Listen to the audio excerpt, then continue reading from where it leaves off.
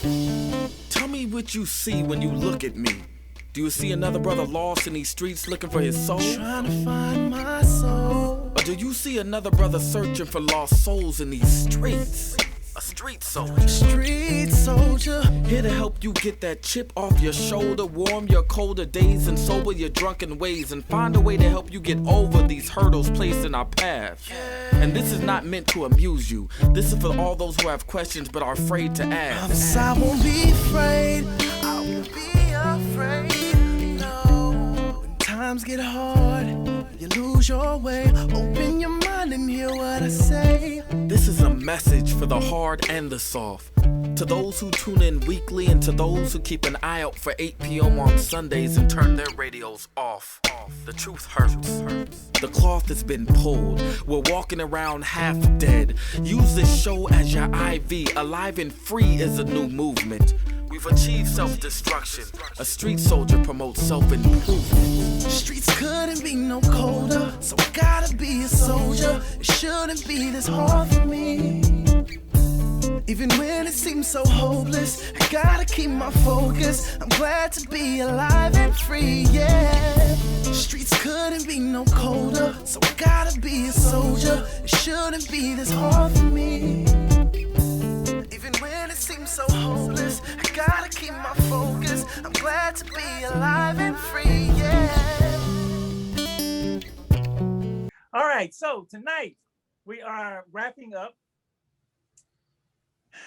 And I told the gentlemen who are here, I think I told most everybody, and some I didn't tell, my unofficial Men's History Month, okay? I know we don't have a Men's History Month. March is Women's History Month. So I said, let me have a Men's History Month. I made it June. This is the 4th show, the last Sunday of the month, and we've had I think 4 incredible shows.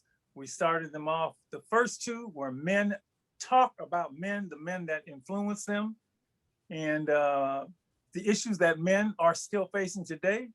We ended up doing twice. It was so wonderful. We came back last week with Father's Day, a Father's Day show, The Joys of Fatherhood, it was called. And then as I was, looking toward this week, I said, what I want to do this week, I said, oh man, why don't we get those men who have in here, who have taken fatherhood to the next step and are community fathers. And I gotta celebrate these brothers. I have to celebrate these brothers for a bunch of reasons that I get into. But and then I just started, going through my head, picked out a few, went back to the ones I've known a long time, ones I've known a short time, and said, these men, and 6 of them, who are going to be the examples of community fatherhood. And we're gonna find out why they do it. That's my really big question for them, is when you got your own kids, why are you looking after everybody else's kids?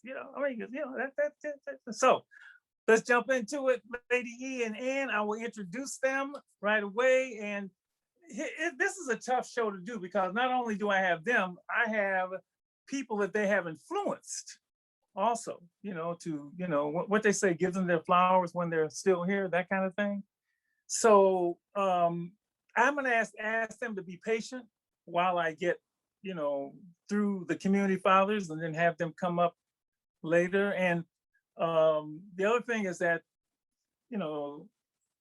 these guys are they got big stories. So I'm gonna have to just wrap all this up and try and make it all happen. So here's what we're gonna open it. We're gonna open it with each of the community fathers, I'll call your name, introducing yourself, and you guys get to meet each other. And in the beginning, just talk a little bit about not why you do it, but more just some of the work that you've done. We'll make it short because we're going to give you time to go back, make it done that you've done. And also, since you are not just, you're a community father and a father, you can also mention, your own children, because, that's why you're here, because you're a father and then a community father. So I'm going to start with the OG, and I think he's the eldest of the group. He's close to me, my age. And I've known this brother for a long time. He's amazing. You should have seen this brother playing basketball back in the day. Played for St. Mary's College. I actually watched him at USF gym, just run over USF. But Let's start with you, Maurice Harper. Mr. Harper, oh my goodness, it's so good to see you. He always starts with, oh, you should have seen that brother on the court. That brother can play some basketball. How are you doing, Mr. Harper? He's in college. He's playing for St. Mary's. I just thought he was a good college player. I didn't know he was going to become the next community father. But Mo, good to see you, man. Man, it's a pleasure to be here, and it's always a pleasure, Lady Estelle and Dr. Marshall, to be in your presence. Dr. Marshall, I know that you thought up this program, Community Fathers, but you've been a community father, and Lady Estelle's been a community mother. That's what the Street Soldiers are all about, moving people forward. So it's a pleasure to, I'm an educator, and so I've been an educator all my life. So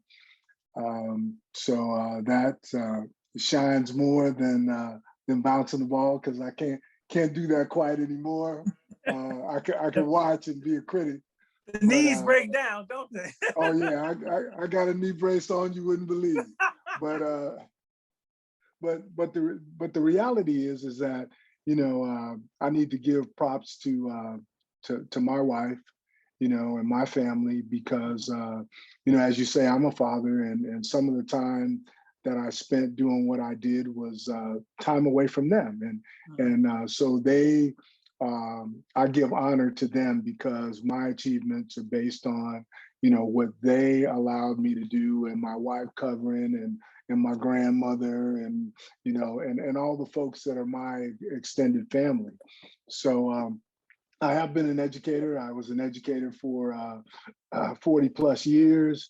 I taught at St. Mary's High School in Berkeley. I coached there. I taught at St. Mary's College. I coached there. I was a principal at St. Martin de Porres School in Oakland, a two-campus K-8 school. I was principal last at Civic Center Secondary School, a court school in San Francisco. Man, I was an assistant principal, seemed like all over the world. Gloria R. Davis, Lawton, Martin Luther King, 21st Century, Willie Brown. So a lot of time spent, And during those years, it is, to be an educator is to make connections and build relationships. Mm-hmm. And so it is the building relationships with students and families that was the grounding of my success, as well as being a coach. That being a coach is just a special relationship, because you got something that people are passionate about, and when they're passionate about, their ears are big. They're ready to listen. They're ready to do. And I had great teachers. And my staff had great teachers were great teachers, because they know that if a student loves you, and I'm going to say loves you, they will do anything for you, meaning that they will do anything for themselves that you ask them to do. So Stop right there. That caught me. I'm gonna wrote that down. If a student loves you, because I think that might be a thing that runs through everybody. So just hang on right there, Mo. Of course, we're gonna come back to you, and I'm sure Adrian Riley is watching, because all she ever did talk to me about was Maurice Harper, what Maurice did for her children. So let's just stop right there, and we'll come back. Doug Fort, where you at? Doug, you there? Where you at? Doug there? I am here. Yes, I am in the building. What's up, brother? What's up? What's up, y'all? What's up, fellas? And you just known you for a minute too, man. You just you all right. You're all right. I appreciate that, doctor. I really do. I appreciate Introduce yourself to everybody, especially to the other community fathers. Introduce yourself. I'm Douglas Ford. I'm born and raised in East Palo Alto, California. I did most of my ministry there. I came into this work at 20 years old. I got saved March of 1998. I'm celebrating 23 years following my Lord Jesus Christ. And that's how I got in the game, really. Like, when I hit that water, I came up and he told me what it was, and save your people. And so from that day on, I was, I was, I'm the founder and executive director of For Youth by Youth, now the Blerd Academy. And from there, just did a lot of youth violence work in my neighborhood, stopped a lot of beef in the neighborhood, launched a lot of programs that you guys, see around the community from a business end. And so, yeah, that's pretty much the crust of it. Just I'm a father of 4 myself. Yeah. Son in college, got a son that had a full ride to Morehouse, and I mean the Blerd Academy is doing his thing. So I'm he's currently at Portland State. I'm sorry, he turned down the Morehouse, but that's a whole different conversation, doctor. But other than that, it's been a blessing to be in the work. It's been a struggle. Now my hair was on my head, now it's on my beard now. And so it has to be moving. Douglas, it's so good to see you. See, I'm trying to be cool. Hey, baby, good to see you. Good. It's all Hey, good. Doug, I don't know if you heard Malcolm. Malcolm said that he wanted you to know that he's been a Blerd since 1985. Oh man, you know he's what? A black nerd for real and loving it, and been loving it. And you know what? It's time to highlight them. It's time to highlight that side of the community. So I'm excited about that. So yeah, that's pretty much me in a nutshell. I'm just honored to be even on this call. I didn't even think of myself the way it is because I felt like I was too young to think of myself as that. So I appreciate even the acknowledgement and being on the call with a bunch of what we're calling the street a bunch of monsters, a bunch of hitters. And so I appreciate the fellas in each city.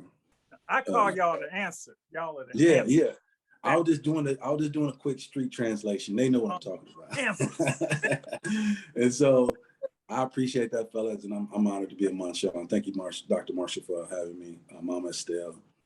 Gonzalo, Rucobo, where are you? Where you at? Hey, how's it going, Doc? What's up, how's man? Doing? Oh man, you got all y'all getting something. I know you put up a picture from a while back. Man, I've been teaching for a long time. How you doing, man? Thanks for being here. Hey, bless. It's such a blessing to be with all these great men and women on here, and just excited about tonight. And man, when you called me about it, I was just like, I guess I am a father to a lot of children and stuff like that. It was funny that my co-founder Valerie hit me up on Father's Day and was like telling me, thank you for being a father to so many. And then next thing you know, I get this call from you, and I'm just like, oh man, I mean, it's just God sent. And to be on here with my brother Doug also, we've done a lot of things over the years with each other. And same thing, God touched my life when I was about 19 years old, and I got saved, and he just put this love on my heart, and I started off with doing youth ministry. I got a bunch of kids started going to church. When I got saved, I was on fire, and then the pastor said, guess what? You're the new youth minister. Wow. And I was like, well, I just brought them for you. He's like, no, it's your job that you brought them in, so you need to teach them. So that was the beginning of the beginning of my journey.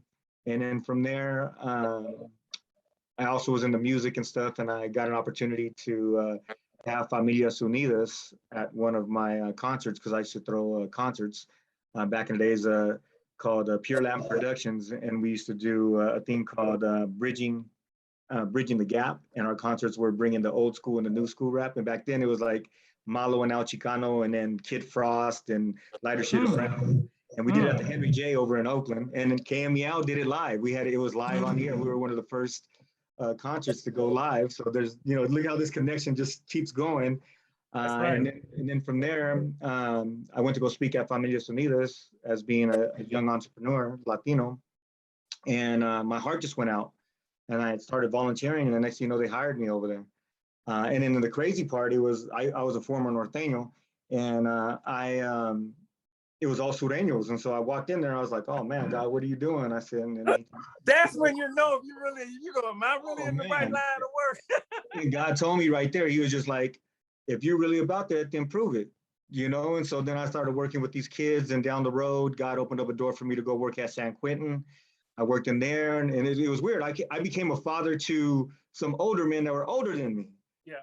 And then also some of the young folks that were coming through that I worked with, and I got to do work throughout the Bay Area, doing case management work, doing transitional work, getting the men back into the community and working with their families. And then from there, an opportunity with Jim Brown came up. He gave me a call and asked me to become part of his AmeriCamp program. And at the time, I wanted to go back. Me and the co-founder, Valerie, she was with me, and we both worked in Richmond before. And that's when the violence was happening in the early 2000 again in Richmond. So we were a part of that in the beginning. That was an opportunity to get back into the community. So then we worked with Jim Brown for a number of years, and then we started up Bay Area Peacekeepers around 2005 unofficially, and then got our nonprofit status in 2008. And then we've just been doing Bay Area Peacekeepers ever since, you know, just on the move on God's mission for love, you know, that he put in my heart, you know. Thank and you. then I got two daughters. Thank you, buddy. Thank you, man. We graduated from St. Mary's, and then the other one just got another degree out of Cal State Hayward, ready to have a baby, and just bought her first house, all in the same time. So, and then I also got to give it out to my kids too for lending me out to all these kids, and then letting me love on all these other kids also. You know, so you know, a big shout out to my daughter Janelle and Angelina Rucobo. Thank you, Gonzalo. Thank you, thank you, thank you, thank you. Mike Gibson, where is he? Where is he? Where the big man? I am in the house. What's up, Dr. Marshall? There he is. There he is. You can't see it, but that brother is getting some gray hair on the side. If he was know, to look man. a little, that salt and pepper is coming in, though. Yeah. Man, every time I see you, a whole flood of emotions come over me, man. But just, yeah, man, introduce yourself to the rest of the group. And see, it's important for you guys to know each other, because you're all in the same work, doing different places, and you need to make these connections, just like I've made these individual connections with all of you. So Mike, go.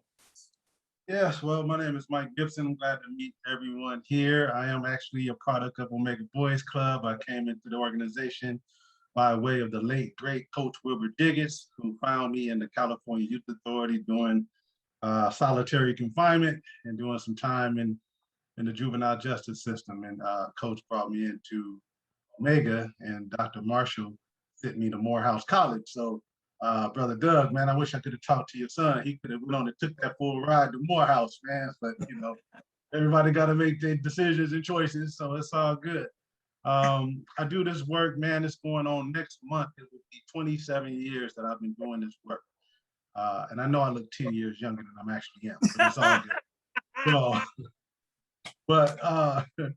but you know, I do it because I've had so many men in my life, like Martin Jacks, the late Martin Jacks, the late Coach, and even men like yourself, Dr. Marshall, who've done so much for me to help me transform my life and change my life. And the only thing that you all have asked me to do was to do it for someone else. So for the last 27 years, as of next month, I've just been doing that for someone else. And I've done it in the form of lots of different avenues, but the most recent, I would say, over the last 12 years, I've been the executive director of the Alameda County Emergency Medical Services Corp, EMS Corp, program that changed lives and also prepare young men and now young women for careers in health and public safety.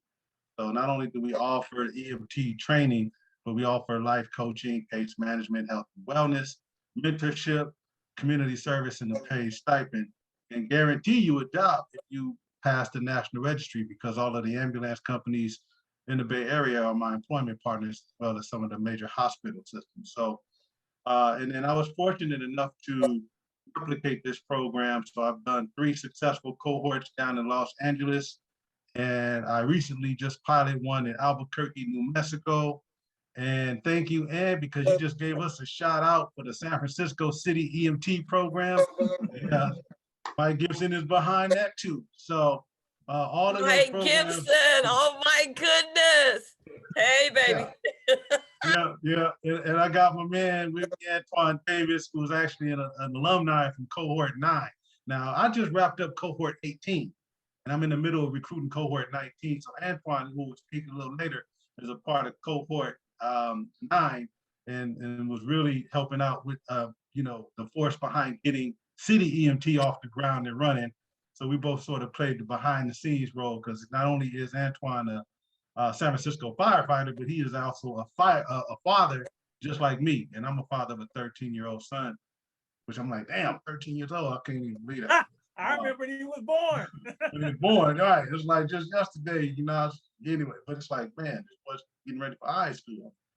So, you know, so that's part of my work. And then also one of my other great things that I love to do is I serve as, you know, I'm a consultant as well as CEO of my own consulting firm called Grand Strategy Consultant. And I'm also professional certified coach, where I work now with an organization called First 5 Alameda County, and they have a group called the Fathers Corps, which is an program under First 5 Alameda County. And what they do is work with programs and organizations to ensure that the policies and practices are supporting, you know, have, you know, support for fathers and father figures. So, and they have, and I'm able, through that organization, I'm able to be an executive coach where I'm coaching 6 different facilitators of different groups who run fatherhood groups. And one of those groups is called A Better Way, who is an organization called A Better Way that sits up under the Fathers Corps. And they have a program called Father to Father. And they actually work with young men, helping them navigate the child welfare system. These are all young men that's been through that system, and they sort of, you know, helping them navigate that system. Because, you know, we want to now target some young men, young fathers, to get them in. So there's options out there, you know, and we want to kind of promote that, especially for the young fathers coming up. We want to be able to, you know, share some light on that. So that's a little bit about my work, man. I wear many hats, and I don't want to keep on going and going, but, you know, as you know, I can, but there's so much to talk about, but I'll stop there. Kino Carson, where you at? Where's Kino? Good evening. Can you hear me? There you are, brother. No. He was there, man. I'm gonna tell you, Kino was doing double duty, because last week Kino was here celebrating Father's Day, and I said I need to have that brother back one more time, because this brother he's a community dad, so he's back twice. And so now you get to talk about, last year you got about your personal fatherhood. This week you get to talk about the community fatherhood, and you get to meet all the other community fathers on the call. Some of you who you may know, but we all need to know each other. What's up, Kino? That's what's up. That's what's up. It's always a privilege and a blessing to have the opportunity to be amongst greatness. So I just want to tell all the gentlemen and all the men that's on here, and even the young mentors, you know, we appreciate you guys taking time out of your busy schedule to stop by. And Dr. Marshall, anytime you call me, you know, I'm always coming. It doesn't matter what time of day, you know, season or hour, I will be there. So my name, to introduce myself, my name is Kino Carson from Oakland, California. I am a father of 2 boys. I graduated from the University of Northern Arizona, from Oakland and Deep East Oakland, you know, seminary, Deep East Oakland, for those of you who are familiar with the East, East Oakland. And I was just fortunate enough to have that athletic scholarship. I'm the founder and CEO of Urban Heat Academy. And HEAT stands for health, education, awareness, and teamwork. And we take it to a whole nother level. So think of it as a college enrichment, as a HBCU college enrichment program. It's a little different. It's not your traditional swag. So it's got a little swag to it. I was a principal as well. I also got a chance, Mr. Harper, to be at Willie Brown. So I already know what it is. If your boots ain't on tight, you got a kid. So I already know what the get down is. Fremont High School, Skyline High School, McClimas. I was in the West for some years, and at West Oakland Middle School. And currently our Urban Heat Academy program, you know, we host the Western region largest youth step show on the West Coast. So they're flying in from all over the nation, trying to bring that awareness to the West Coast. Currently we have a track team. I'm a keynote speaker, so I get an opportunity to go all across the nation doing my thesis work that I did back in college, talking about understanding the effects of poverty in education. And the list goes on and on. They say if you can say it in 20 minutes, you probably haven't done enough. So the list goes on and on, and I'm just fortunate and blessed. And what I think we have a group or a panel here is of understanding of connections. I think every guy that's on this show has the ability to make those connections and to be able to be that bridge builder that we have lost somewhere along the way. So just an honor to be here, Doc, and however I can go. And yes, week 2, so it's on and popping. Just let me know what we got to do. It's good. I gotta say, all of you, his step shows are, I can't, lady, you know, you've been a judge, I've been a judge. You know, I didn't go to Black College and went to USF, so I didn't even have a homecoming, right? I ain't got a homecoming. I'll be trying to say I'm graduated from someplace else just so I can go to their homecoming. I'll be getting other people's attention. Yes, I went to Tuskegee County, come to your homecoming. You know, I missed that. And the step shows you put together for these young people, I you know, they're the best family event that I have. They're just incredible. They're just incredible. And the way you do it. So I know we haven't had a chance during COVID. I can't wait to be able to do it again. I want to tell everybody here that when it comes up, because, you know, I've announced it on the air. You know, I want to get it out to everybody. But because a lot of people just ain't seen stepping unless they've been in a fraternity, you know, like you and I, right? And done stepping unless they've been in it. But to see these high school kids, these high school teams, I gotta say this, but y'all, he brought this team in from Texas one time. Let me tell you, Maurice, Gonzalo, Doug, Mike, Sean, all you, this team from Texas was better than any stepping team I seen on the yard. I mean, these young kids was ooh-wee. So I just want to give you a plug for that. I'm gonna give everybody a plug for their thing, but it's an event that you could come. It's one of them events that it's a family event in the midst of craziness, you know. So thank you, man. Thank you. All right, John Henry, both sides of the conversation. You know, I don't know who did your logo, man, but that's a nice looking logo, man. That's a nice looking logo. I see you all over LinkedIn. I see you everywhere. I think you post everywhere. Everywhere on both sides of the conversation. John, jump in. Man, it's an honor to be here. I'm glad to be last. I feel like I talk too much when I come on interviews. I'm like, I can't talk anymore. I'm talking all the time. But I want to first say thank you to the Live and Free family, Mrs. Stell, Dr. Marshall, Malcolm, and created my logos, just so you know. See, that's how real it is, the family. No wonder it looks so good. Yeah, so Ann created it for us. I needed help, and she definitely stepped up and gave me a hand with that. So appreciate Ann and all the things she do for the community, as well as all you brothers here. Is a hard act to follow. But yeah, I'm John Henry, grew up here in San Francisco, baby Hunters Point. Good to see Mike on here. Some of y'all know. When I heard Mike say 27 years, I said, well, I know I'm 25 because I think I came in this club 2 years after Mike was already up and running. So I know I got 25 years of good hard work in the community. And I was telling my daughter I was coming on. I'm like thinking about all the days and nights at the club. We was coming up, carrying my daughter in the rain from day one, working with Doc, running the jack over at up in Juvenile, getting introduced to the club, and just been plugging, doing that work ever since. You know, the pandemic actually gave me an opportunity to get back into the community because, you know, typically a lot of the work I was doing was in juvenile hall and just working with youth, you know, just around the city and around the Bay Area. But when the pandemic came and shut down juvenile and shut down some of the work we was doing at county jail and doing stuff at San Quentin with Jack, it gave me an opportunity to find out some of the needs that the community needed. And we know the digital divide and some of the digital issues that our community face. We had to figure out a way, you know, how do we communicate with community? How do we communicate with our elected officials? How do we keep these town hall meetings going? And how do we address some of the issues? And that's how both sides of the conversation came about, created. And we've been taking off and just doing things, man. We everywhere. And, you know, just blessing the young people, working with the community right now. You know, we got this task of coming out of the COVID, you know, there's been an increase, as you guys talked about earlier. I know Malcolm kind of touched on this, gun violence in the community.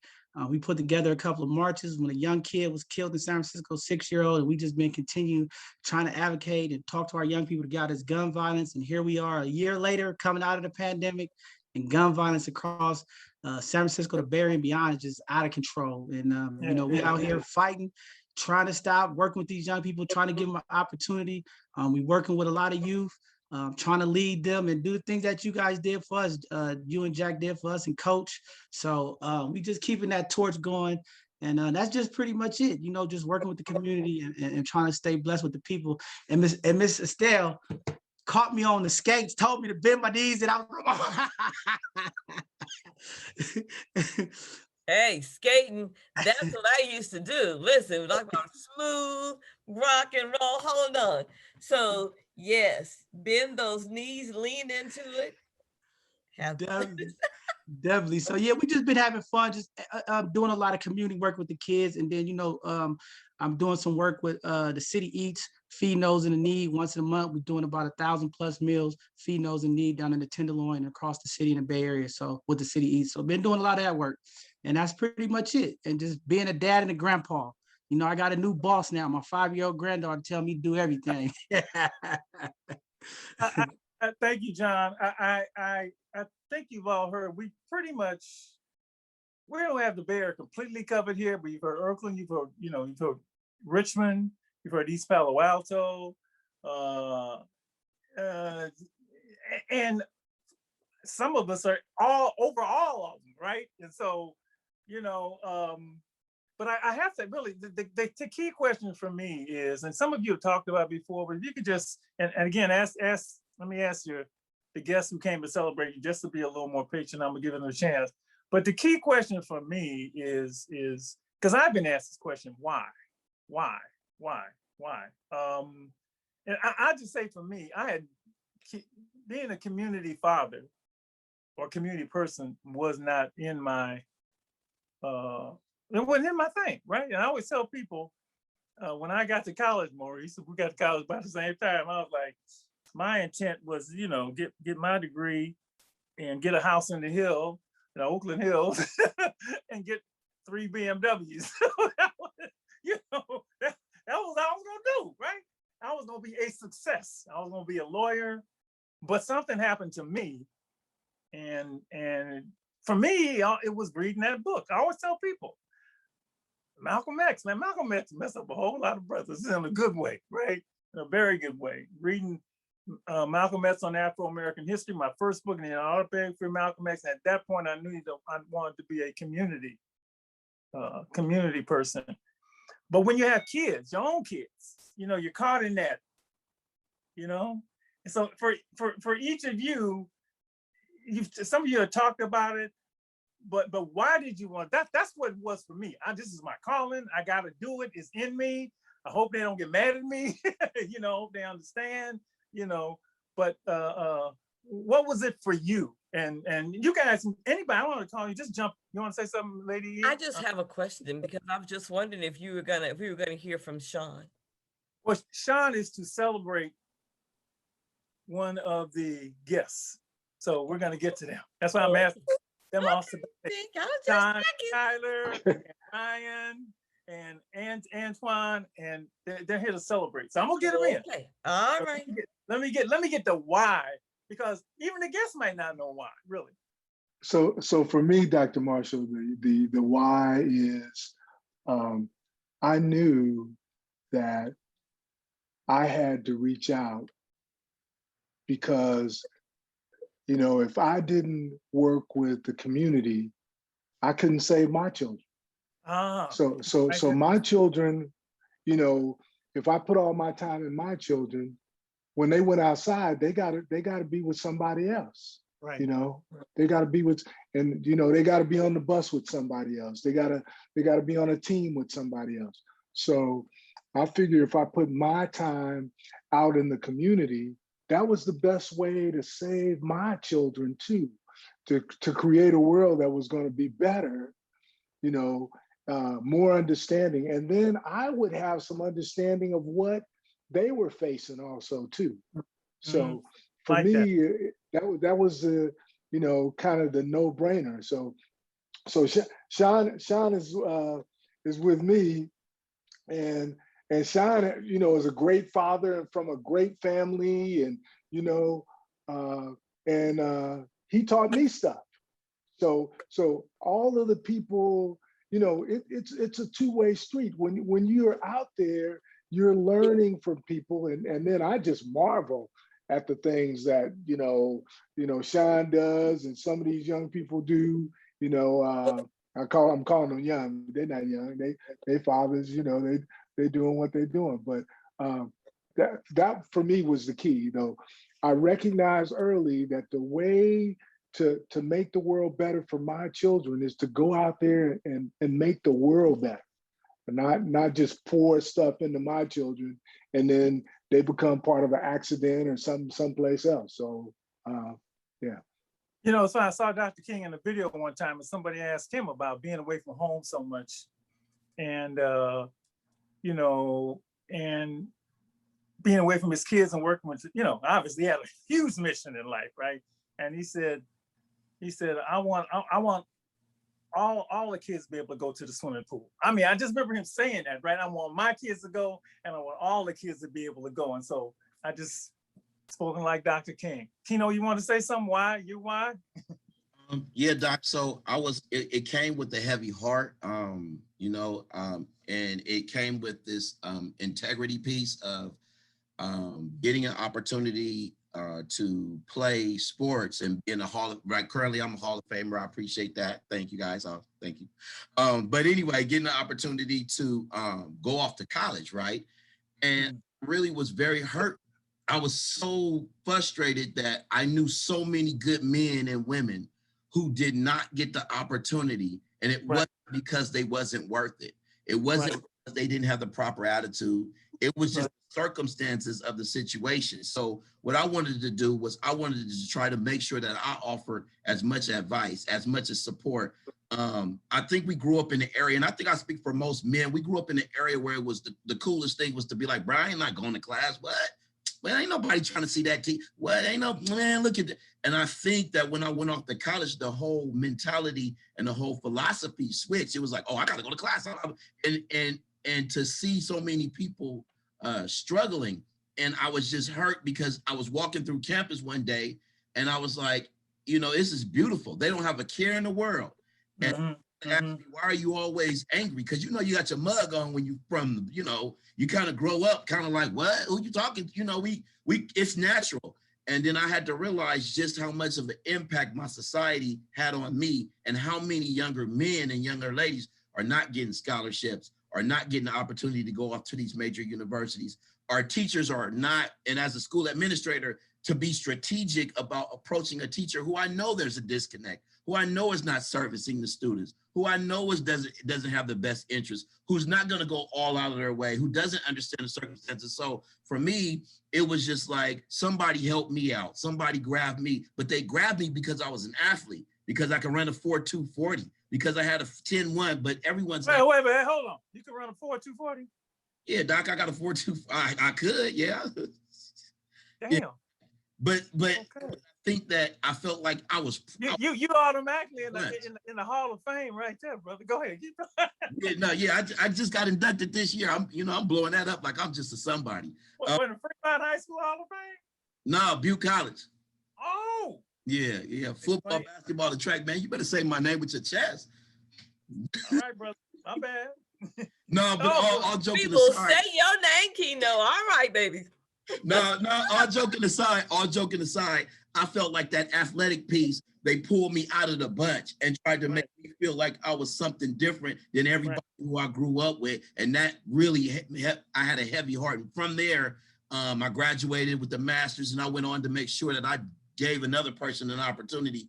And it's been all gas and no brakes. If they was hungry, I'm gonna feed you. If you need a ride, I'm gonna give you a ride. Because you gotta go the extra mile from low social economic communities to be successful. You gotta deal with the mentality. And so I learned that earlier, and that's what made me do it. And as a result, we've got an opportunity to send hundreds of thousands of kids off to college. And I get those emails like you guys get. Man, I appreciate what you did for me, man. Without you, it wouldn't be, hey, Mr. Carson, you was like a dad, and you went above and beyond picking me up late, or you called me, you stuck on the 40, you stuck on you ain't got no bridge money, the BART's too expensive. All of those dynamics somebody did for me. And as a result, I want to be a blessing to others, and nothing is more rewarding than those type of things. Gonzalo, why, what for you? What's the reason? Well, the what was when God turned my life around, you know, when Jesus came into my life. But the why was my heart went out to so many, and just seeing that, well, at least in my community in Richmond, we had a lot of people that would come out, but they wouldn't stay long, you know. And I've been doing this for 30 years, you know, hitting the streets, and not too many people, they like going to the cream of the crop, right? And not all programs are for like going down into the trenches, right? But I felt that I needed to go and be that one to go and pull those individuals that people would bypass, like what he was saying, and to get them and develop them. And through the years, you know, learning more things and about life skills and about mental health and all these things, all these tools God was putting in my life to build something strong to where I'm at today and working with people. But it's always been about going to those that other people disregard, that they look by, like the like folks that were like, that would leave, and then people felt kind of like the prodigal son, that they shouldn't be able to come back. You know what I mean? And that's one thing that I, you know, for me is telling people, man, if God could turn my life around from who I was, right? And I, you know, I do it in the secular, even though I believe, right? But if he could turn my life around, right, and he could forgive me, then I'm here to be patient with you. You know, I remember one time I ran into a youngster in prison that said, "Hey man, what are you doing here? You're dressed like that." You know, I was dressed as being able to free staff, walking in and out. And this man is, you know, was a hitter, like straight hitter out there, right? And he seen me when he was younger. And he said, "Man, I remember you over at 15th Street Park over in Richmond, where all you guys used to hang out, and I used to be on my big wheel and stuff. And then, man, I grew up, and, you know, I always wanted to be like you." I said, "Man, this is who you're supposed to be like, being able to walk in and out, not dressed like that." You know, and it took some time for me to work with him. That's beautiful. And then finally, you know, now he's up in Reno, you know, and trying to get his life together and stuff. And it took some years. He went in and out, and I was always there for them. And that's what I felt like I, you know, for me, I do it because I know I have to be here. And that's why I've been doing it for 30 years, right? Like, people still call me from like 28 years ago, 25 years ago. Parents that lost their kids still call me from like 20 years ago, crying at night. And I'm just right there listening and loving with them, right? And then also when some of the kids that I worked with in the 90s, right, still call me to ask me about marriage and about their children, or their kids are now I'm working with their kids in the school. I'm actually working with the third generation of kids that I worked with in the schools now over in Richmond.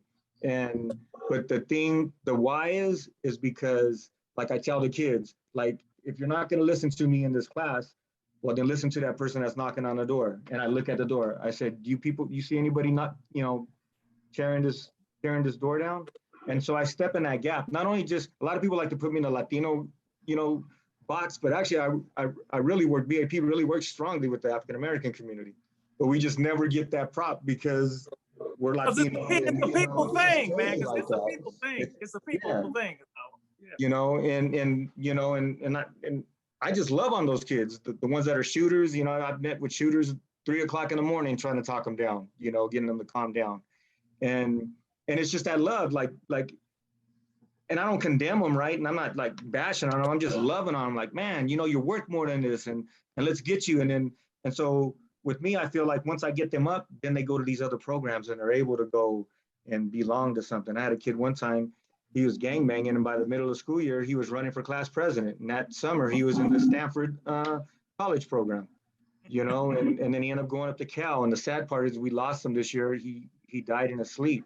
And he was out there advocating for the undocumented kid. You know, it's like there's so many folks, you know what I mean, and that feel so worthless. And sometimes all we had to just say is, hey man, I care. It don't even take much for these kids. But if more people would stand up, you know, and that, for me, it's just that, making that stand when so many people complain, right? But they don't stand up, you know, they don't stand in that gap. Oh man, this needs to happen. Well then come on, man, let's do this. Let's make it happen, you know? And you know they're hiring at your job, and why don't you get that next door neighbor kid and tell them that they're hiring and groom them and take them under your wing and show them how to get that job over at your job, instead of saying, calling the police on them or saying, look at them kids and pointing at them, and you're not giving them the resources.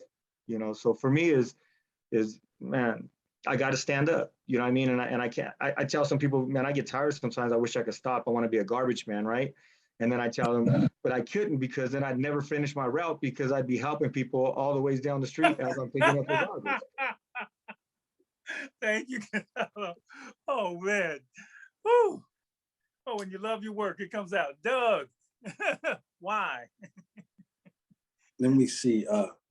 I think mine is the why. I think that just to address the children's situation is that I think that they know, I bring them along. You coming? It is what it is. And so they was a part of my oldest ones and my daughter. They all come to whatever I do when it comes to the ministry. So that kind of addresses that they are with me as I'm building and rebuilding our communities. And so and I was able to address those things. I think that for me, it was a little different because I came in it from the game, so, and the story of East Palo Alto is, murder capital and all that. And I was a young man at that time. And I think God took me through that so I can tell the generation behind me, hey, homie, that ain't what that is right there. Being shot in the face twice, coming from the gang, family in the game, and all that, blah, blah, blah, blah, right? But it wasn't, the why behind it was, I was just a messenger for the next one, for the next generation. And I had to go through that so I can have some credibility speaking to those young people and then giving them a way back. And one of the things that he also was shared with me was, coming from the game, is one of the reasons why we was able to transition. Number one, renewal your mind, but we had to teach equity. The reason why we was in the game is to get money to lead the hood and do our thing, buy homes and do our thing. So I was blessed to kind of learn that. And the why was to give back to the young cats behind me, this equity building mentality, this, Black Americans built this equity of this community, of this country. And so, when that comes with this mentality, so my why is associated with a mission to warn, to inform individuals behind me at that time to not do what we did when we was young. As we get now, the why is different because my community is nothing but Black nerds. And the why around that Black nerds is that this is a community not highlighted at all in the Black community at all. And I think the why is that I think that this group of individuals that I'm mentoring and supporting is going to be the change agents of the world. And so why did he pick you in that? Because I'm a Blerd myself, a proud graduate of Jackson State University, the best HBCU in the room right now, just for the record. Just talking shots to my Morehouse man. But it's just a point where that community need to be highlighted. And I'm gonna go to the earth and go to the moon with it to make sure that these Black kids are highlighted and push our Black community forward. So that's my why today, and that was my why yesterday. Thank you, Dad. Mike. Man, I think I alluded to it earlier because so much done for me, and I was only asked to do it for someone else, and that's what I spent my life work doing. But I'm gonna go a little deeper than that. I think my why is really connected to one, power of my ancestors. That I was given a certain level of skills to bring about change for a group of people that's been disproportionately affected. I believe that ancestors will hold me accountable if I power I was given to go back to those, knowing that I have to do that. So that is why. I like that. I love that. I love that. John. Man, Mike was in my head. See, that's that old school alumni stuff, man. You know what I mean? No, but the why is my young guy Tyler here. And a lot of times people ask me why, it's like, why not? Why not me? And like Mike said, our ancestors, and then I got Jack, Dr. Marshall, Mrs. Stale, so many more people. If I didn't give back and do it, they gonna come for me. And then just the life experience, understanding how important fatherhood mentorship is. I've been really advocating that, since day one. And it is because brothers like Dr. Marshall, who did give us rides home in the hood when it was war in the city, making sure we got there and giving us love and support. And I think that's my why. And just when you get a kid like Tyler, it really makes you feel great, to see some of the success. A lot of the kids I work with, some of them reoffend, some of them get killed. And I was tired of the funerals, and then just dealing with the anger, fear, and pain of not having a father. My dad wasn't in my life. And I made a conscious effort to make sure that I was going to raise my daughter, commit to my daughter, and then I wanted to bless other people in the community, because that's what they need. And like somebody said earlier, meet them where they at, and it's no quitting this work. I don't even call it work. I know I keep hearing people say doing this work, but I think it's not even work. It's just love, man. When you got love for yourself and you understand where you come from, the disadvantages, the social and economical issues, the single fatherhoods in our community and how that has impacted us, it's no work. It's just easy. People be like, John, you only sleep 3-4 hours a night. How you do it? It's no work. I always go back to my lifestyle. I said, when I was on the corner selling drugs, I stayed up all night and never went to sleep. So now I'm doing some work in the community. I'm tired. You just got to keep going, So just taking that energy, that life, and put it to work, man. I mean, we do so much. You see what people do, why they in the street negatively to impact the community, why you can't use that energy to positively impact. So yeah, my why is just the young people, young Tylers out there that's doing phenomenal things. The brother graduated yesterday from the Black Firefighter program in the STEM honor roll, man. Come on, man. You get those, you got to keep working. It works. Doc, you did the work. Look at me. Look at Mike. Look at, Look at all the brothers on here. Come on, man. It's not work. It's just love, man. When you love your people, you don't care what they go through. You just do it, And that's why I be trying to stress to people all the time. They be like, don't you get mad when these kids come back to jail? I'm like, yeah, you don't never know when the light switch go kick on. You just got to keep doing it. Sooner or later, if you keep working on that level of consciousness, sooner or later, they're going to get it. They're going to get it. You guys. Okay. Mr. Harper has his hand up. So I just wanted to add that, one of my reasons is that I was a child of an incarcerated parent. So my dad went from being a Golden Gloves champion, going to the Olympics, a California boxing champion, to prison. And so that was some motivation for me to be a different kind of father. Now, I love my father and I forgave my father, and it really wasn't nothing to forgive. There's too many circumstances involved in that. But the reality is that when we see people that have limited parental access, then they need Dr. Marshall. They need Lady Estelle, and the people that do have whole families, they need that too. So one of the things that was part of my motivation, that I don't really tell that a lot, but that my dad did 10 years, 10 hard years. Let me go to thank you, Mo. Thank you. Okay, you have been waiting a long time. Thank you for that, because we had to let you, and I want you to meet all of your fathers, as far as I'm concerned, whether you know them or not. Believe me, all of us is gonna treat you the same. Every one of y'all is getting ready to speak.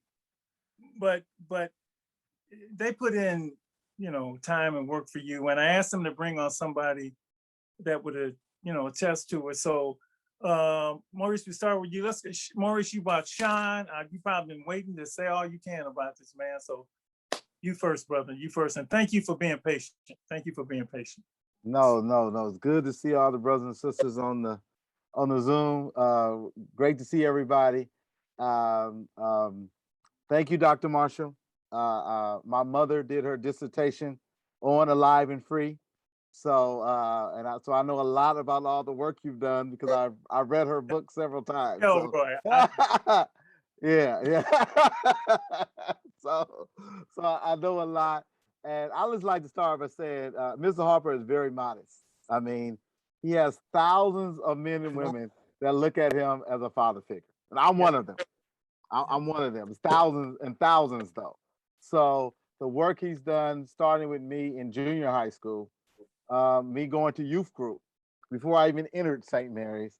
I went to the St. Columba youth group with Mr. Harper. So I like to answer the reason why I do a lot of the community work that I do is Mr. Harper set that example and challenged us as young people to give back. Now, I've come from I had my mother and father was there. I was a Cosby kid. So I had, mother and father, professionals, owned businesses and a great life But the example that Mr. Harper set for me as a young person, I knew I had to give back. I knew I had to give back. And my youth, I knew I was going to be a CEO of a company because my mother was a CEO and I was expected to go to college. I was sent to all private schools. So my role was set because of my parents. But Mr. Harper really instilled the purpose that you have to give back. And he lived such a perfect example. My jump shot, I wanted to be as good as him in basketball. I wanted to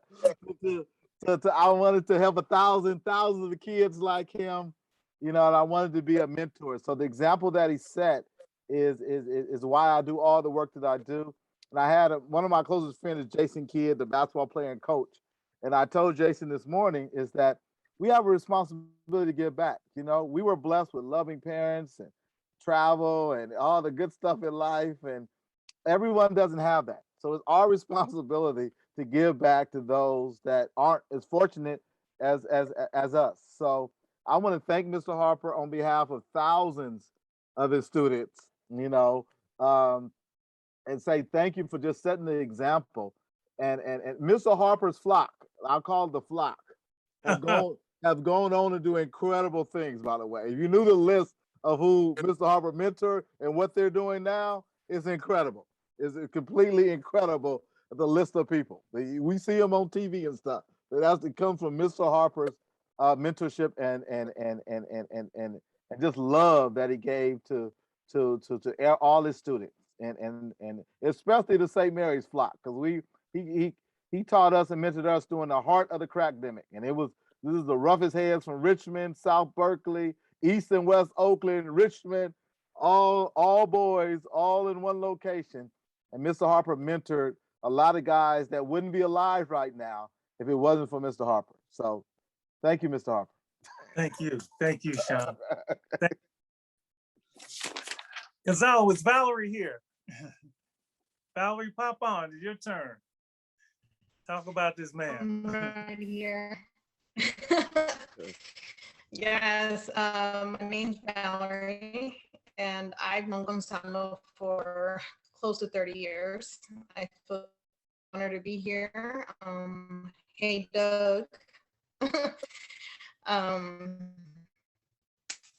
And yeah, pretty much I met Gonzalo on the basement of the Social Security building where I was working at as a teenager. And then I seen him at Richmond High. And from there, it just I don't know, he became my mentor. As soon as I graduated high school, Gonzalo went on to take me under his wing. And I don't know what he's seen in me because I was that student.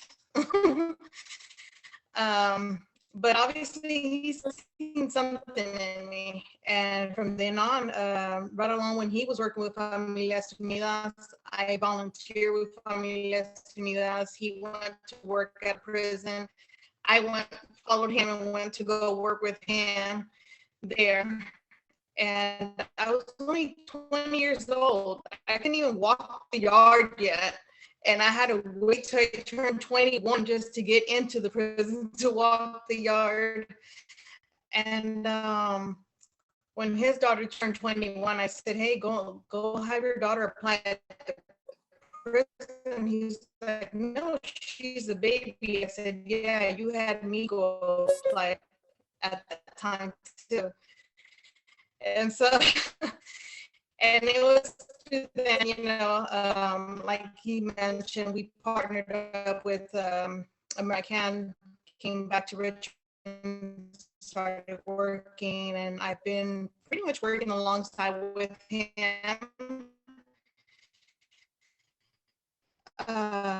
since then. Just recently I had a baby, well, not recently, but like 2 years old, and since then I haven't been working with him, but I still volunteer with Bay Area Peacekeepers. But Gonzalo, and it's funny because like you mentioned, you know, I felt the need to not just say Happy Father's Day like I usually do, but this year we put thought into it, and it's just like Happy Father's Day to all the community. You know, you've been a community dad for years. Gonzalo goes far and beyond for anybody. It doesn't matter who it is. He's definitely one person that, even with me, I'm, you know, like I said, I've been with him for almost 30 years. And I'm 42, and I still make mistakes, and he still corrects me.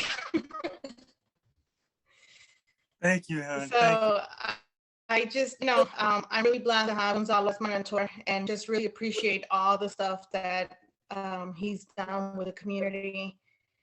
And just, you know, I'm happy that we've been working alongside with each other and being able to feed these kids, you know, love, hope, and just the moment we hug on them, love on them, that's it. You ain't going nowhere, you know. For me, it's been crazy to even see that the love that a lot of kids don't get. Mm-hmm. You know, for me, it was crazy when at the school, we both work at a high school, and to me, I come from, you know, both of my parents. And I came from a very loving home, and I still had some, you know, some stuff going on. And when I see the kids, and I think it's natural to just hug on them, and, you know, for me, it's just natural to just hug on these kids and love on them. And that's what I wanted, you know, and I learned that from Gonzalo. Thank you. Thank you, hon. Thank you. Gonzalo, did you know all that? Because you just heard it. Thank you, Valerie. Thank you. Antoine, you got Mike. Yes, how's everybody doing? How you doing, brother? I'm good. Yeah, no, I think what Mike did for me, as I said it last time, you know, when we came on the show, is he showed us love in a way that a lot of us don't really get, you know, everything that he provides in the program, whether it was a mentorship of things we heard and the life coaching and healing circles and stuff like that. A lot of it for me was opportunity. You know, I always know I wanted to help people, but he showed me a way of opportunities. I forgot who spoke to it. Somebody spoke to it earlier. And to me, that's one of the best ways to love somebody. As young Black men, I got a college degree and I still didn't have a job coming out of college, right? So, you know, Mike was there to say, hey, look, I got another way or another avenue or another opportunity for you. And as we went through that process and we grown as people and learned how to receive love, then it's kind of, you know, what everybody else is saying, and it's on us to give it back out. So I always want to, you know, give people their flowers like that, you know, what's going on right now while they're here. Tell Mike, thank you for that. Well, he don't know, maybe he do. One of my classmates in cohort 9 just graduated, and he's on probation right now in the San Francisco Fire Department. That's another guy. You know, you look throughout the city of what Mike did just in my class. I think 4 of us are firefighters in San Francisco. One's a firefighter in Richmond. You have one of my classmates was running Laguna Honda COVID unit in San Francisco. And this is all, we all came out the same cohort. One in the Navy down in SoCal who is a nurse. One's program management right now, all throughout the Bay Area. And he's working on HIV AIDS lab work. So this all people came out the same cohort. So that, you know, is that came from one person with the idea and the vision to just give a bunch of, you know, Black and brown kids an opportunity. And for the most part, that's all we need. As my man, we said both sides of the conversation. He said, I'm gonna love you, I'm gonna give you the opportunity, right? It may not take it all the time, but when you give us that and we see it, the moment that we receive that and it comes so clear, then it's okay, I gotta do this. And it's not only doing it for me, it's opening the door for everybody else. And I feel like that's what Mike did for us. He opened the door for us and broke down the barriers and the walls in the EMS world where there's not us in the EMS world at all. When you look at the numbers, and he came in and said, okay, well, this is a problem. And I gotta, not only is it a problem, I have a solution for everybody to combat this problem, right? So you look at it now, we going into people's houses and patients' houses, and we look like them, where I can come in, how you doing, ma'am, auntie, grandma, however the case may be, and I'm treating that person like my relative, so you're gonna get better care, right? Most minorities in general don't go to the doctor, they say, because they don't look like me. So now we got pre-hospital care essentially coming, and now you got somebody that look like you walking through the door, who understands, the cultural relevance of what it takes to do the job, or, we gonna eat that fried chicken and them greens or something like that. So look, gotta make sure that we checking our medicine or whatever the case may be, So that understanding, and I mean, to just go, I can keep going. He met me, I know for sure where I was at, stubborn, hard-headed, still that way. And he let me be me in a way that I'm still able to grow. And I just gotta say thank you. Thank you. Thank you for telling him thank you. Ryan, is Ryan Williams here? Ryan, you here? Is he here? Yes, sir. Yes, sir. I'm here. All right. Can you hear me? Wait, man. We can hear you. Thank you. Okay. So I'm Got here Kino. I'm here on behalf of Kino, and so community father is an understatement. So I'll try to hit some nails on the head. There's three things that I'll say that he showed me personally, and I have a group of friends that are still my friends to this day that we've all been pretty tight since elementary school. But we all pulled some from this man. But three things I'll speak for myself that I would say that he taught me that stuck with me the long way, I would say, are how to read, as in read a book, how to swim, like swim in water, like actually swim, and not quit, as in, turn nothing down. So those three things, because in your youth stages, like I heard a lot of you guys mention, it was love, the love. Sometimes mentorship don't necessarily look like what we're used to all the time, and only hindsight shows what love is sometimes. And there was a lot of long days where there was nothing inside of me that loved reading whatsoever, like at all. There was nothing fun about that. But the fact that he knew how important it was going to be to my life, me being grade levels behind in reading, he understood that, okay, even though this isn't fun, he had a different method in showing me this love, because he had to show me, okay, if you don't pick up this skill, everything's going to be hard. So now we have to learn how to not quit. Now we have to learn how to not quit and not turn something down because the challenge is hard, because life's gonna throw a bunch of stuff at you like that. But how do you tell this to a fifth grader, right? Okay, so swimming. We spend time. That's how you tell it to a fifth grader. You hang out with them, you spend time with them. You don't know how to swim? Well, what you gonna do, life is a lot like the ocean. Life is a lot like water. It's deep. And you can sink or swim. You got to react when the time is knee deep. But if you don't know how to do that whatsoever, your chances become real slim. And I hated swimming. I hated water. I was scared of water. don't know what it was. I was scared of water. I don't know why. It was hot outside. I'm from Sacramento. And our summers ain't nothing to play with. You know what I'm saying? I did not care. I would rather be outside. I just didn't like the water. But it was a bigger lesson behind the whole story of it all. In hindsight, we look at it and we call it love. But that's an understatement as well. You know, I'm talking about. That's just those things is I became an adult and I look back at it. You know what I'm saying? Yes, sir. I did not, it taught me how to not run away from something that, you know, looks difficult. And in life, so I have a degree. I heard a brother mention on this call that he has a degree and he didn't just get a job right off bat, like this dream that society sells us, right? You know what I'm talking about? And that not quitting and not turning anything down, even when things were supposed to go away, that's when this is starting to kick in now, right? Because I filled those shoes too.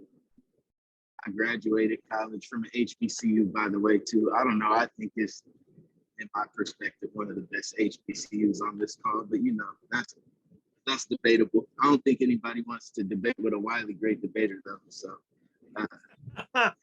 anyways, you know, that's a different topic.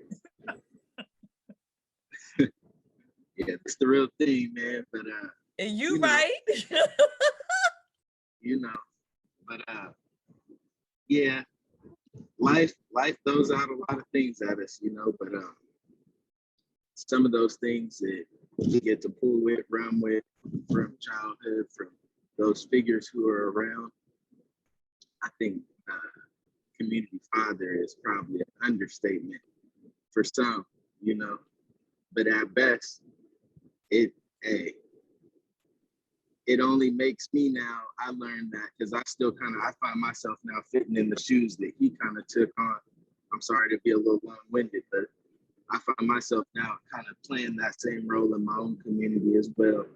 And I feel like the why behind that is because, you know, what type of person are you? How can you call yourself, you know, a good quality person if you know that? Can you call yourself the best if you know you got a little more left in you, but you don't do more? Did Michael Jordan do that? I don't think Michael Jordan was like, I got 3 more in me. But you know what? I'm gonna just go home. Like, that didn't fit the narrative of greatness. If you know you got a little left in you, pull somebody else up. They shouldn't be heavy if they, you know, your people. Thank you, Ryan. Yeah, I'll leave it there. Thank you.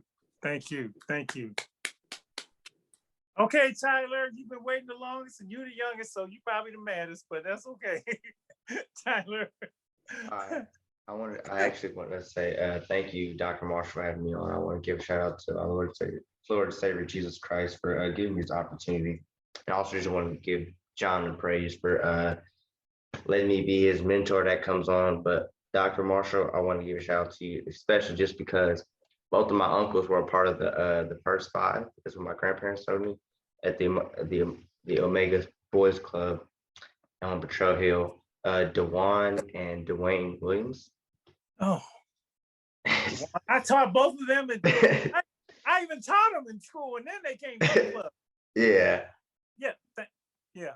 Wow. Yeah, but wow. I just want to say that John has been like a great mentor to me ever since like I did my what do you call it? My I forgot the words. I'm a bit nervous. My interview with him, when I did my interview, since that day, I've been like a lot of things been happening for me.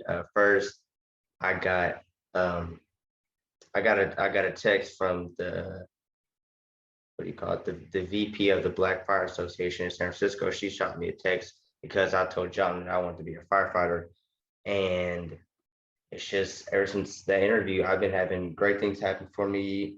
I know I'm only 17, but it's like I just got hired last month. I just actually got hired again to a second job yesterday. Then I graduated.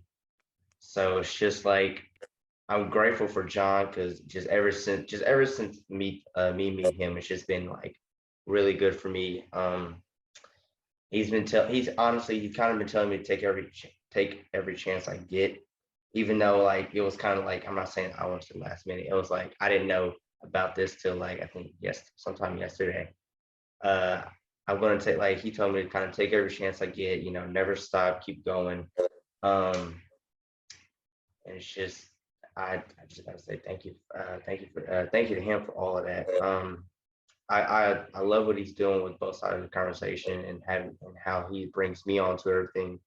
Trying to just trying to like advocate for Black people and also just like break down these walls that's been going on, these like racial walls and generational walls that's been going on for years and years. I love to see the work he does.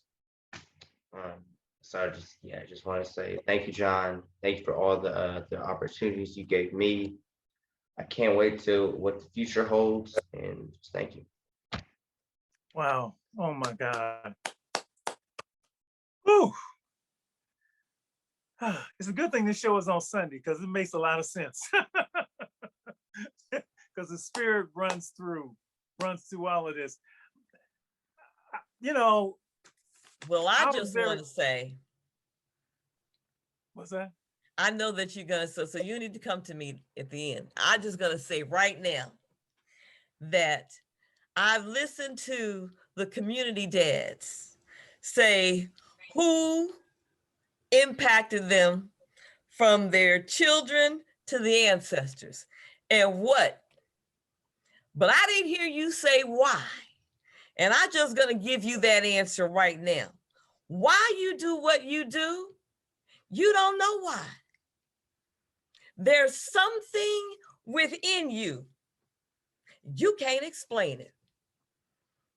When Gonzalo talked about, he didn't want to say, I don't know.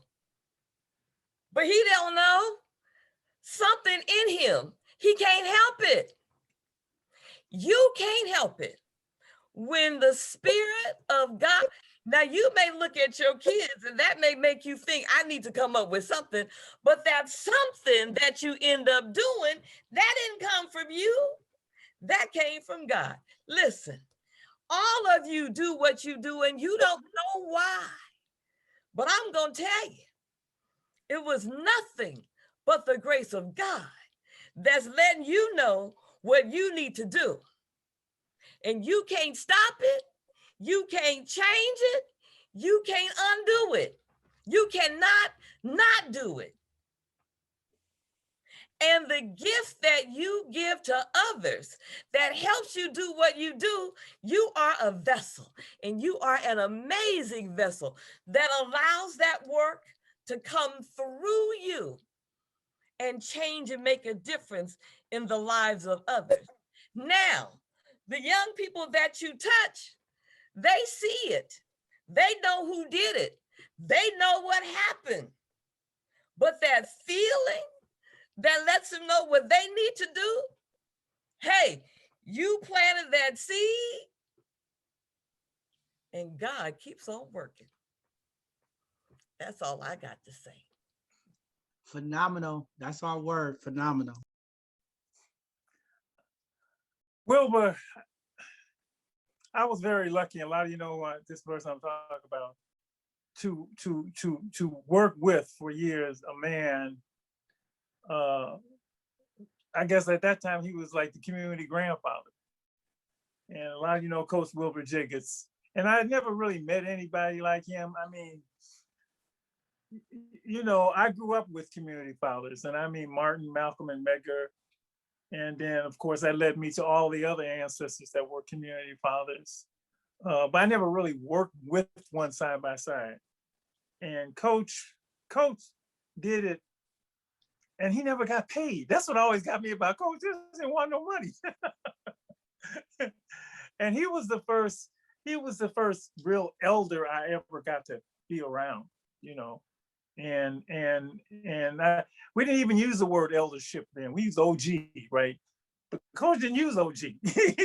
Coach said, I'm an elder. So I had to correct him. I had to like, oh, elder's different. You know, elder's a whole different thing. And to watch him just do things, and I can say, Coach, you ain't got to do this. Yeah, I mean, I was thinking to myself, when we would go to Lompoc, and we go to Phoenix Federal Correctional Institute, and we go down and be with the Crips on Saturday and the Bloods on Sunday. And this man, you know, and he told me one time, he said, I ain't afraid of my own children. I never forget that phrase. I'm not afraid. So they thought he was gonna be afraid, and Coach would look at them like, you know, and he's 20 years older than me. And he said, I ain't afraid of y'all. I saw him back down to one of the biggest Crips in LA, face to face, just by being a community father. Because all he had really to go through was that fatherhood thing. And I have so much admiration and love for all of you, because maybe you don't know it, but I know a lot of men who ain't thinking about doing what you're doing. I mean, and God love them. I mean, they got money, they got all this, and they just cannot. And they probably mad at me because I'm a glaring example, because I'm in a lot of groups. But you guys, I'm telling you, man, you're the answer. You're the answer. You're doing exactly what got us here all along. You're doing what Jackie Robinson did. You're doing what Muhammad Ali did. You're doing what Marcus Garvey did. You're doing what, you name the names. You know, that's why I've been able to keep moving forward. And I really feel for, you know, when we did the joys of fatherhood, and to listen to you, a lot of people gotta understand there's joys in community fatherhood. You getting it from your kids and everybody else's too. There ain't nothing better than that. So I just want to, you know, thank you, applaud you, love you. You guys are the answer. Keep it up. And I know you probably get the same question I get all the time. Doc, you still working with them kids? What do you mean? Working with them kids? What you want me to do? This is what I like. She says, what I do. What do you mean work? Can't you get another? This is a calling. This is a calling. And I just want to salute you. Thank all of you. Each of us call on each other, be with each other, lean on each other for emotional support. I think maybe the toughest thing, and we've all been able to solve it out, I think, is, you know, is practicing what we preach. And, you know, because we have to live up to the standards that we set for the young people. And I always tell the kids, good advice, bad example cause confusion. I'm telling you not to sell dope, and you catch me selling dope on 3rd Street, then you be like, oh man, so that's something we have to, you know, but we take it on anyway. And just thank you so much. This is the first time I've ever done a celebration of community dads, but I got to do this because we're in tough times right now. You know, violence is, you know, it's I don't know if it's a pandemic. I mean, guns everywhere. Seems like everybody's lawless. But I know when we're around, that ain't happening. And so keep doing what you're doing. If anybody has any final words, I know I've kept you a long time. You want to say anything, please say it. Can I say something, Doc? Go ahead, Doc. Go ahead, Mike. Okay, I'll just be real quick, man. I want to just first thank my man, Antoine Davis, my alumni that came in. He really came to me and with the idea of starting City EMT. I want to thank the young man, and he was hard-headed in cohort 9, still is, but I see that he was able to channel it for the better and for the good. And I just want to commend everybody that's on this call, man, all the father community dads and their mentees that they brought on. And you look at our community, you see how things are today, you know, and you see how tough things are in our community today. Just imagine how it would be if none of us was doing the work we were doing today. You know, it'll be a lot worse off. So I just commend everyone that's doing this work. I'm just doing everything. Anybody else want to say anything before we get out? I want to say something to everyone. I just want to say, keep on doing what y'all are doing. Like, I know from a young person, like from y'all's perspective, it might not look like young people are actually listening and looking at what y'all doing, but we are. Like, I know definitely I am like I don't want to be like the traditional, like I don't want to be like a traditional young person or how people see me as a black person. Like, 'cause no, I don't sell weed, no, I don't drink or anything like that. So if like just keep doing what y'all are doing because we're really like we're actually watching, even though it looks like we're not. Thank you, John. I'd just Thank like to say that the mentees are the answer. Yeah. Because what we do, you know, we have to pass it on. Yeah. And that don't mean we're gonna stop doing what we're doing, but the answer is folks carrying stuff forward and being great fathers and being community fathers. So every young person, every person here is the answer. Anybody else want to say anything? Yeah, Go ahead. I just want one last thing. I know somebody, I think Mr. Harper alluded to it a little bit, you know, growing up and not having a dad. I think, like I said, I want to tell everybody thank you because myself included didn't have a dad growing up, right? And we're good now. Part of the reason going through the program. But the flip side is when you don't have a dad, I think it's really our mindset of how we look at it. For me, I look at it as in, if my dad was here, would I had the ability to learn the lessons from the man that I learned the lessons from going through life, right? In his absence, I learned a lot. And in his absence, it allowed me to grab on and gravitate to other men who are doing things and kind of associate the man that I wanted to be, right? And I don't think I would have had that opportunity, honestly, if my dad was in my life. So I want everybody out there who didn't have a dad to take the opposite perspective and the lessons that you learned and the people that came into your life that you gravitated towards or whatever the case may be, to take the positive of that. We always kind of look at it honestly in a negative light. But the flip side of that is, would I have really listened to Mike or gravitated to Mike or really analyzed the way that he walked, talked, moved, and everything? If my dad was there, I probably would have tried to emulate him. And no knock to him or nothing like that. But then he might not have had the capabilities that God needed me to have to be the man that I am today. So he put me in that situation to learn those lessons and then learn from Mike to come forward and say, okay, this is the man that you're going to be and this is the path that you're going to take. I'm going to say the research says that it takes one community person outside of the family to make a difference. Just one. So if you got a great family, it still takes one person from the community to make a connection to really make a difference. And all of us are that. I think they call that the village, raising the child. Anybody else? Any final words from anyone? Yeah, I just want to say, you know, thank everybody, all the fathers and to the community, other community fathers that's in the community. You know, just hearing Tyler say that, I think that was very powerful.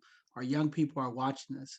So to the community leaders and some of the other organizational leaders, you know, working and doing this work with ethics and compassion, humility is very important, because there is a lot of people that call themselves leaders in the community that's doing a disservice to our community. And there's some young people and some elders. So yeah, I just want to make sure people hear that, because there's a lot of people, you know, that I work with, and they call themselves leaders, and they're doing a disservice to our young people in the community. So, you know, what Tyler said is real. Our young people are watching us. We have to lead by example. We have to do the things that people don't like to do, but we got to do it right. You know, we got to walk with integrity and with ethics. So just wanted to put that out there and thank all you for all what you're doing. And Doc, you know how much, you know, I love and the work you're doing for our young people, get them to school, I think is powerful. So Mr. Steele, love you. That's so right.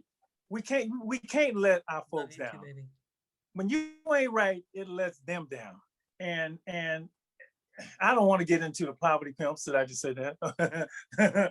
or the nonprofit hustlers. Okay, but you let them down, you know? So you got to be right so they can see that. And that's why I appreciate you guys. You know, all I heard was greatness. And you know, a man, you only, when I say somebody's name and they react, that's how I know it's good.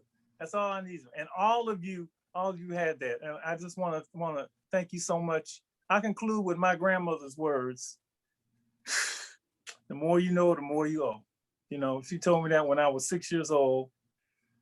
And I said, Goo-goo, that's what I called her. Goo-goo, I don't know what that means. He said, Junior, you will as you grow up. And I've taken it to mean, as you go in progress in life, so you must help others to do likewise. That's been my model my whole life. That's been our people's model my whole life. And, you know, Mr. Harper, you're right. This is a marathon relay race for freedom, justice, and equality. And the Olympics is coming up. And you know what happens when there's somebody drops the baton. The race is over. You have taken the baton, and you were, you know, now we're training that next generation to take it and move forward. So I just want to thank all of you for being community dads. And for the greatest word in the English language for a man is father. And you're doing it to yours and others. So thank you all very, very much. I'll see y'all down the road. Much love. And y'all can call on any of us anytime to go anywhere. You know that. All right. Gonzalo, you know, we're coming to Richmond. We'll go anywhere. You know, there's strength in numbers, strength in power. We'll be there for all of you. So, and you gotta say good night. So thank you. Thank you all. Good night, everybody. Good night. Love y'all. Good night, everybody. Forever.